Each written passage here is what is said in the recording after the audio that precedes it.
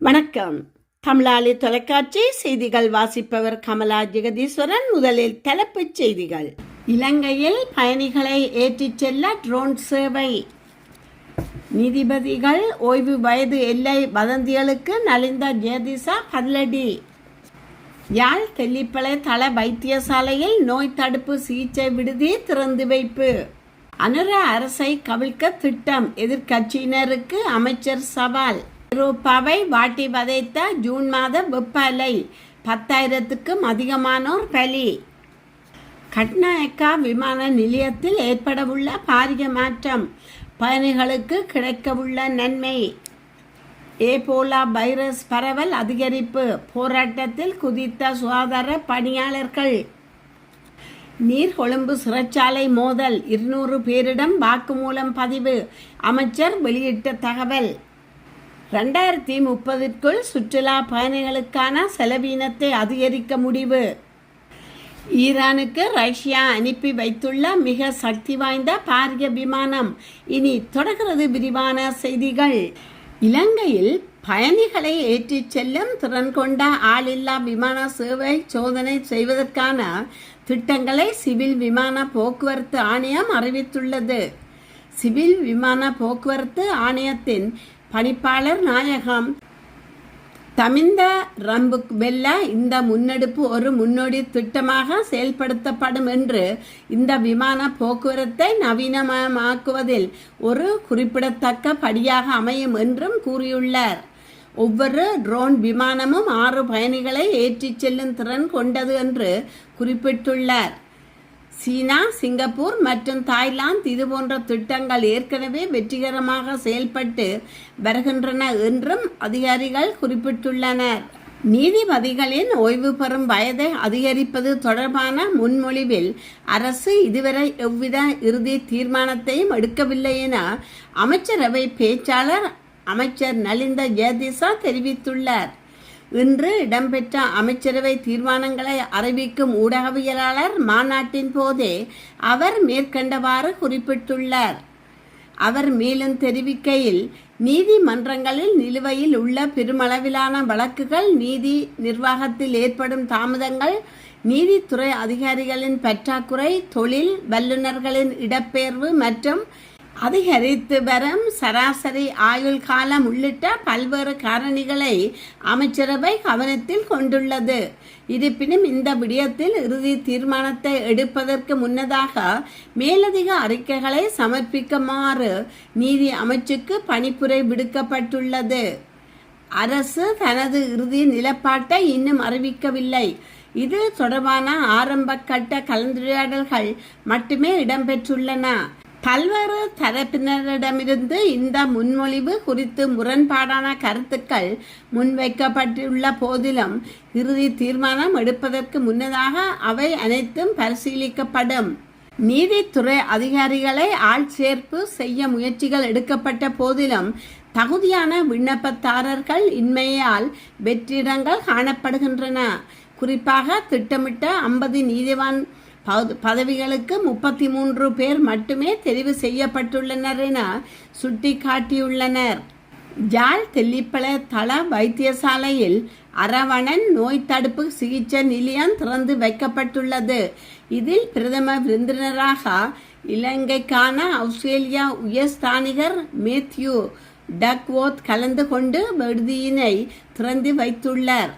கடற்தொழில் நீரியல் வளங்கள் அமைச்சர் ராமலிங்கம் சந்திரசேகர், யாழ் மாவட்ட நாடாளுமன்ற உறுப்பினர் எஸ். ஸ்ரீ பவானந்தராஜா, ஆஸ்திரேலியா பாலம் அமைப்பின் பணிப்பாளரான பிரணவன், வைத்தியர்கள், ஊழியர்கள், பொதுமக்கள் கலந்து கொண்டனர். ஆஸ்திரேலியாவின் மனித நேயத்துக்கான பாலம் பிரிட்ஜ் ஆஃப் ஹியூமனிட்டி எனும் அமைப்பின் 1000 ஆஸ்திரேலியா டாலர் $1,50,000 செலவில், அதாவது 3 கோடி முதற்கட்டமாக அமைக்கப்பட்ட இந்த விடுதி நோயாளர்கள் இறப்பிற்கு முன் தமது இறுதி காலத்தினை மருத்துவ உதவியுடன் கழிப்பதற்காக இது திறந்து வைக்கப்பட்டுள்ளது. மேலும் மருத்துவர்களின் பரிந்துரையுடன் யாழ் மாவட்டத்தின் எங்குள்ளவர்களும் இவ்வசதியை பயன்படுத்த முடியும் எனவும் தெரிவிக்கப்பட்டுள்ளது. முல்லைத்தீவு மாவட்டத்தின் கரைத்துறைப்பற்று பிரதேச செயலாளர் பிரிவுக்குட்பட்ட கேப்பாபிலாவில் இராணுவ ஆக்கிரமிப்பில் உள்ள தமது பூர்வீக காணிகளை விடுவிக்க கோரி கவன ஈர்ப்பு போராட்டம் ஒன்று முன்னெடுக்கப்பட்டுள்ளது.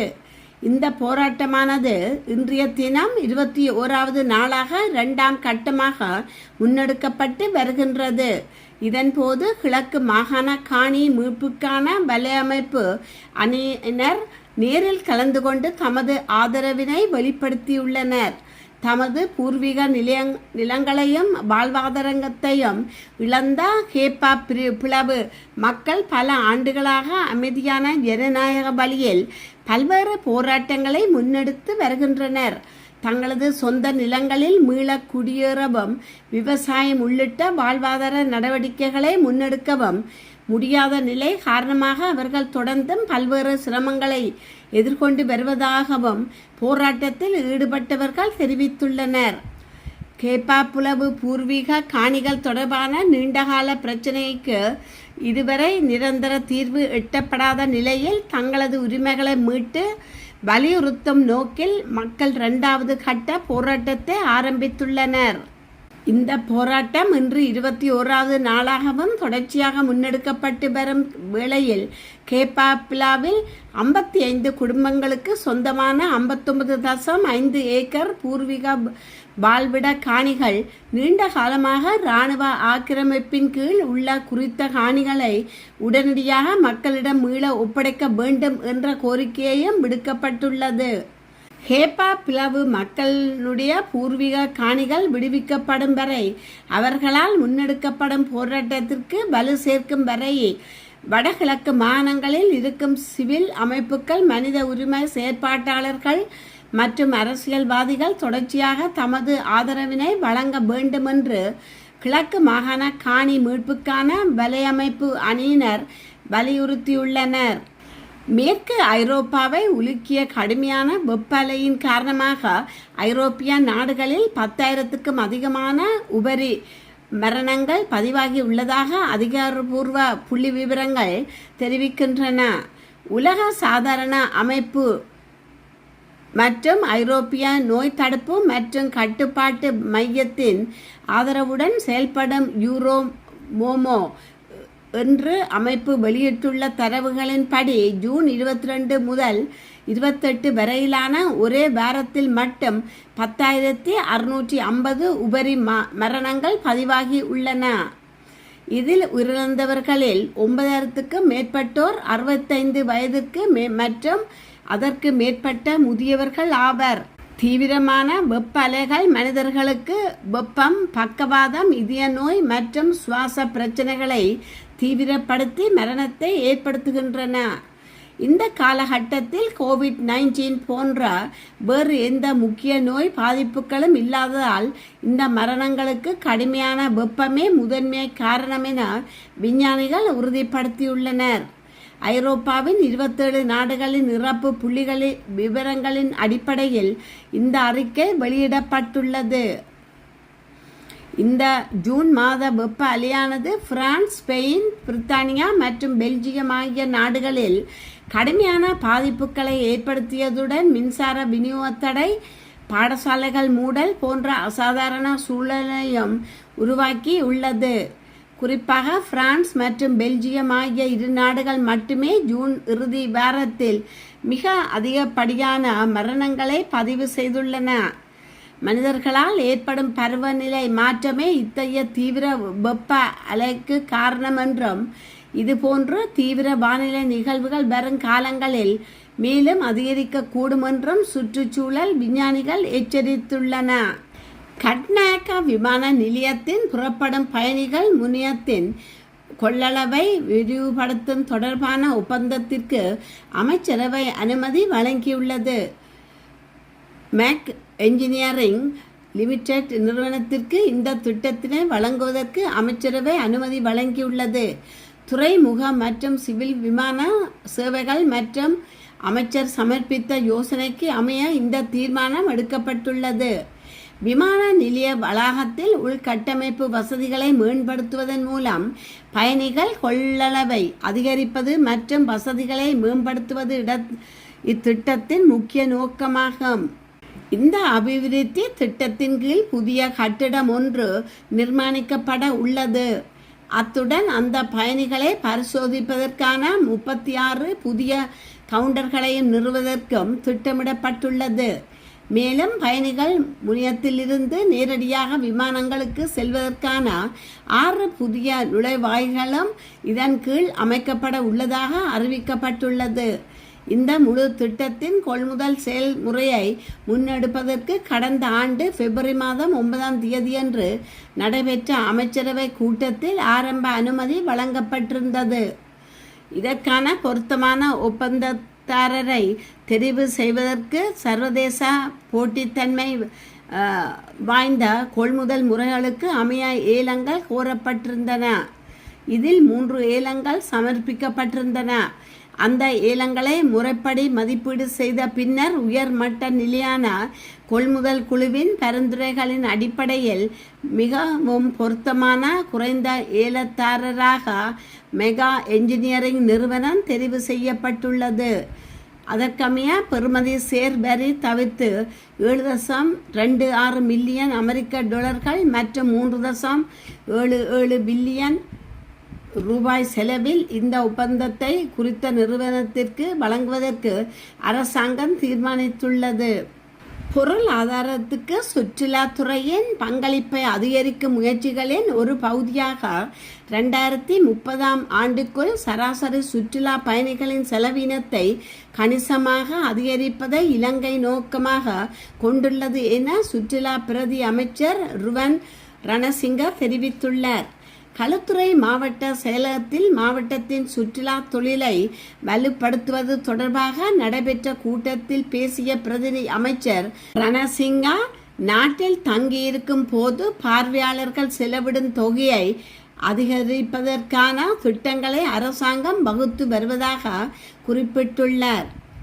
2018 மற்றும் 2019ஆம் ஆண்டுகளில் 171 அமெரிக்க டாலராக பதிவான நிலையில் தற்போது ஒரு சராசரி சுற்றுலா பயணி சுமார் 148 அமெரிக்கன் டாலரை செலவிடுகிறார் என்று அவர் கூறியுள்ளார். கோவிட்-19 பெரும் தொற்றை தொடர்ந்து சுற்றுலா பயணிகளின் நடத்தை மற்றும் செலவின முறைகளில் ஏற்பட்டுள்ள மாற்றங்கள் குறித்து அரசாங்கம் பதவியேற்ற பின்னர் ஓர் ஆய்வை நடத்தியதாக பிரதி அமைச்சர் ரணசிங்கா தெரிவித்துள்ளார். சுற்றுலா பயணிகளின் செலவினங்களை அதிகரிப்பதற்காக ஒட்டுமொத்த வாடிக்கையாளர்கள் அனுபவத்தை மேம்படுத்துவதே முக்கியமானது என்றும் அந்த இலக்கை அடைவதற்கு திட்டமிட்ட மற்றும் முறையான அணுகுமுறை தேவைப்படும் என்றும் கூறியுள்ளார்.